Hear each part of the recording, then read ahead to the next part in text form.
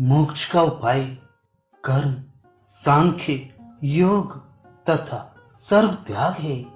श्री ने कहा, सच्चिदानंद लक्षणवान चार स्वरूपों वाला, सभी प्राणियों के अंतःकरण में रहने वाला, श्वेतर, समस्त वस्तु से विलक्षण, सबका उपादान कारण पर ब्रह्म है। वासुदेव ही पर ब्रह्म है। महान वही नारायण स्वरूप हैं।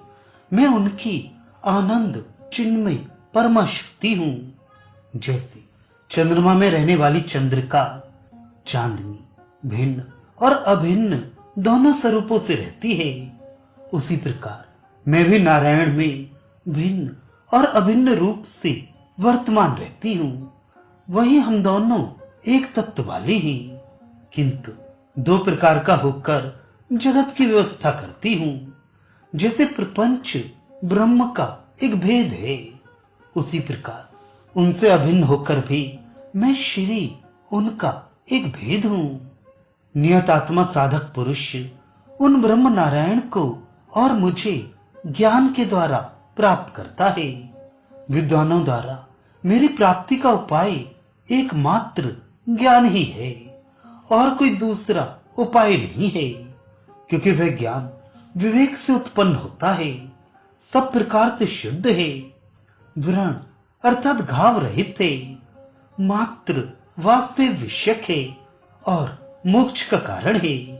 जब साधक को ज्ञान उत्पन्न हो जाता है तब वह मुझ में प्रवेश कर जाता है।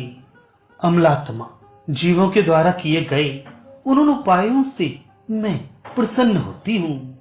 तदनंतर आत्म ज्योति को प्रकाशित करने वाला ज्ञान उसमें प्रकट करती हूं। हे इंद्र, मुझे प्रसन्न करने के लिए चार उपाय वे थे। इंद्र ने कहा, हे कमल में निवास करने वाली, हे विष्णु पत्नी, वे चार उपाय कौन कौन से हैं? हे कमली, उन उपायों को मुझे बतलाइए।